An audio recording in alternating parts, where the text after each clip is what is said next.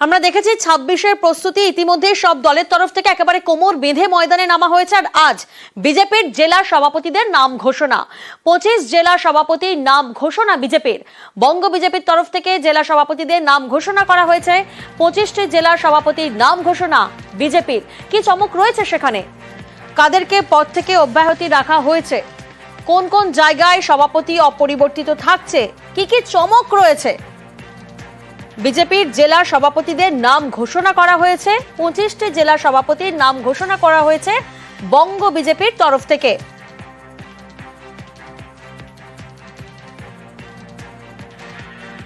বিধায়কদের জেলা সভাপতির পদ থেকে অব্যাহতি রাখা হয়েছে।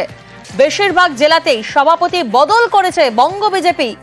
২৫টি জেলা সভাপতির নাম ঘোষণা বঙ্গ বিজেপির, যেখানে জেলা সভাপতিদের নাম ঘোষণায় যে চমক সামনে আসছে, বেশিরভাগ জেলাতেই সভাপতি বদল করা হয়েছে। শুধু এখানেই শেষ নয়, কলকাতা উত্তর এবং দক্ষিণের সভাপতি কিন্তু অপরিবর্তিত রয়েছেন। বিধায়কদের জেলা সভাপতি পদ থেকে অব্যাহতি দেওয়া হয়েছে। কলকাতা উত্তর এবং কলকাতা দক্ষিণের সভাপতিদের অপরিবর্তিত, তাদের নাম অপরিবর্তিত রয়েছে এবং বেশিরভাগ জেলাতেই সভাপতি বদল করেছে বঙ্গ বিজেপি।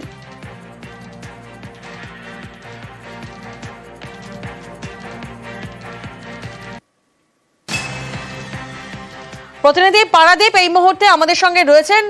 পারাদীপ, ২৫টি জেলা সভাপতির নাম ঘোষণা বঙ্গ বিজেপির, কোনো বড়সড় চমক কি রয়েছে? এই মুহূর্তে রাজ্য সভাপতি কাকে হবেন সেই বিষয়ে সব নজর আটকে ছিল।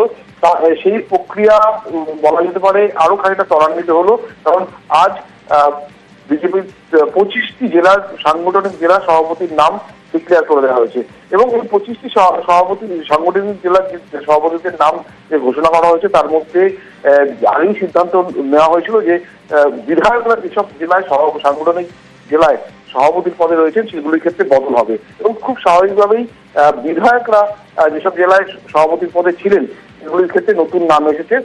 উত্তর কলকাতা, দক্ষিণ কলকাতায় যারা সভাপতি পদে ছিলেন তারা সেই সাংগঠনিক পদের সভাপতির নাম অপরিবর্তিত থেকেছে। এবং তবে একটি জিনিস যেটা উল্লেখ করার মতো, যে বিজেপির ৪৩টি সাংগঠনিক জেলা রয়েছে এই রাজ্যে, তার মধ্যে আজ যেটা ঘোষণা করা হয়েছে সেক্ষেত্রে কিন্তু মাত্র ২৫টি সাংগঠনিক জেলার সভাপতির নাম ঘোষণা করা হয়েছে। নির্বাচন সংক্রান্ত জটিলতার ক্ষেত্রে দার্জিলিং, ব্যারাকপুর এবং বনগাঁ এই তিনটে সাংগঠনিক জেলার সভাপতির নাম যে ঘোষণা করা হবে না সেটা আগেই সিদ্ধান্ত নেওয়া হয়েছিল। কিন্তু বাদ বাকি জেলাগুলোর ক্ষেত্রে কেন ৪৩টির মধ্যে মাত্র ২৫টি জেলা সভাপতির নাম ঘোষিত হলো সেটা নিয়ে কিন্তু অনেক ক্ষেত্রেই বিস্ময় রয়েছে। বেশ, ধন্যবাদ পারাদীপ।